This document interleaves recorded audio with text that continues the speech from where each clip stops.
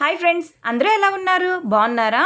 నేనైతే 2024లో నా బాధాకరమైన విషయాలన్నీ మీతో షేర్ చేసుకున్నాను కదా. ఇప్పుడైతే 2024లో నా సంతోషకరమైన విషయాలన్నీ మీతో షేర్ చేసుకోవాలి కదా, అందుకే ఈ వీడియో తీస్తున్నాను. తప్పకుండా వాచ్ చేయండి, ఓకేనా ఫ్రెండ్స్?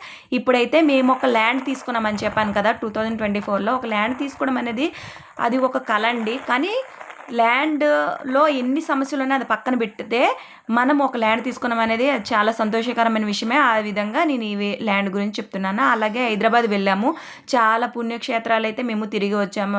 యాదగిరిగుట్ట, అలాగే కొత్తగా ఒక వెంకటేశ్వర స్వామి గుడి కూడా పెట్టారు కదా, అది కూడా చూసుకొని వచ్చాము. ఆ తర్వాత నా బ్యూటీ పార్లర్కి సంబంధించిన మేకప్స్ కావచ్చు, అలాగా బ్యూటీ పార్లర్కి సంబంధించిన వర్క్ కావచ్చు, చాలా ఎక్కువ జరిగింది.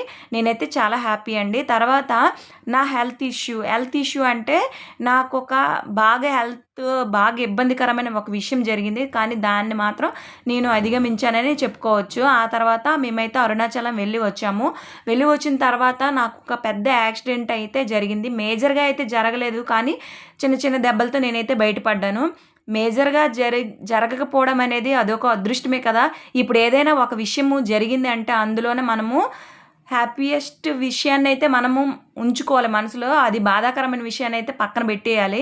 అలాగే కొందరు మనుషుల గురించి కూడా నేను అర్థం చేసుకున్నాను. చాలా అంటే కొన్ని సంవత్సరాలు క్రితము ఉండే వ్యక్తులు ఎలా ఉండేవాళ్ళు, తర్వాత నాకు వచ్చిన సమస్యల వల్ల వాళ్ళు ఎలా మారారు అనేది నేను ఆ సంవత్సరంలోనే తెలుసుకోగలిగాను. అలాగే నేను కొందరు విషయాల్లో చాలా తప్పుగా ఆలోచించాను. అంటే వీళ్ళు మంచి వాళ్ళు, మన గురించి తప్పుగా అనుకోరు అని అనుకున్నాను. కానీ వాళ్ళు ఏంటంటే మన ముందు మంచిగా మాట్లాడి మన వెనకతలే మన గోతులు తవ్వుతూ ఉంటారనమాట. ఆ విషయాన్ని అయితే నేను 2024లోనే గ్రహించాను. ఇప్పటి వరకే నా వీడియో చూసే ఉంటారు. నా వీడియో బాగా నచ్చిందని నేను అనుకుంటున్నాను. ఇంకా మంచి మంచి వీడియోస్తో మీ ముందుకు వస్తాను. ఇప్పటికైతే నా వీడియో కనుక నచ్చినట్టయితే please like, share and subscribe, ఓకేనా ఫ్రెండ్స్? బాయ్.